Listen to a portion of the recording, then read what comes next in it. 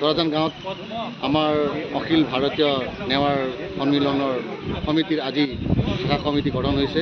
সমিতিখনৰ আজি মোক সম্পাদক আমাৰ কৃষ্ণ নেৱাৰ টুকীয়া তেখেতৰ সভাপতি বৰণ কৰি পেলাই মুঠ 25জনীয়া কমিটি গঠন কৰি পেলাই আমাৰ কাৰ্যভাৰ অৰ্পণ কৰিছে।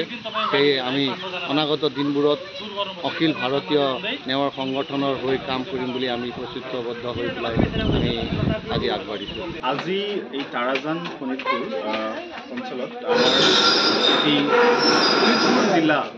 শোণিতপুৰ জিলাৰ কাৰ্যকৰী বৈঠক হৈ গৈছে। গতিকে এই বৈঠকত আমাৰ অখিল ভাৰতীয় নেৱাৰ সংগঠনৰ শোণিতপুৰ জিলা সমিতিৰ অধিৱেশনৰ বিষয়ে চৰ্চা হ'ল। লগতে আমাৰ এই 19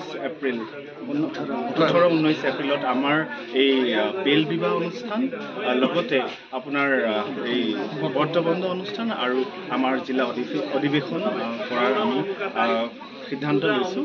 আৰু লগতে আজি এই বৈঠকত আমি তাৰাজান শাখা এটা গঠন কৰিলোঁ এই শোণিতপুৰ জিলা অন্তৰ্গত আৰু 25জনীয়া কমিটি।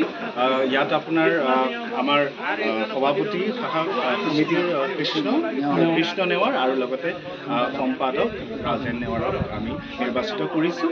আৰু আমাৰ সেই 18-19 এপ্ৰিলত আমাৰ 15দিনীয়া কৰ্মশালাও হ'ব। আমাৰ কালচাৰেল যিটো ট্ৰেইনিং হয়, আমাৰ বাহিৰৰ আন্তঃৰাষ্ট্ৰীয় এটা গুৰু এজন আহিব, তেখেতে এই প্ৰশিক্ষণ দিব 15দিনীয়া অনুষ্ঠান। আৰু লগতে এই আমাৰ অধিৱেশনত এই আমাৰ কৰ্মশালাৰ যিটো অন্তিম দিন, তাত আমাৰ প্ৰদৰ্শন নৃত্য গীতৰ খান পানৰ আপোনাৰ প্ৰদৰ্শন হ'ব। আৰু আমাৰ অখিল ভাৰতীয় নেৱাৰ সংগঠনে আমাৰ অসমৰ নহয়, আপোনাৰ গোটেই ভাৰতবৰ্ষৰ যিমানখিনি নেৱাৰ আছে, নেৱাৰ জনসমুদায়ৰ মানে ভাল দিশটো মানে সদায় বিবেচনা কৰি আহিছে। আৰু মানে অবিচিৰে ক্ষেত্ৰ হওক বা বিভিন্ন তেনেকুৱা নেৱাৰ সমুদায়ৰ বিভিন্ন আপোনাৰ কামসমূহ, উৎসাহসমূহ বা উন্নতিসমূহ গোটেইখিনি পইণ্টছখিনি লৈ আমি কাম কৰি আগবাঢ়ি গৈ আছোঁ।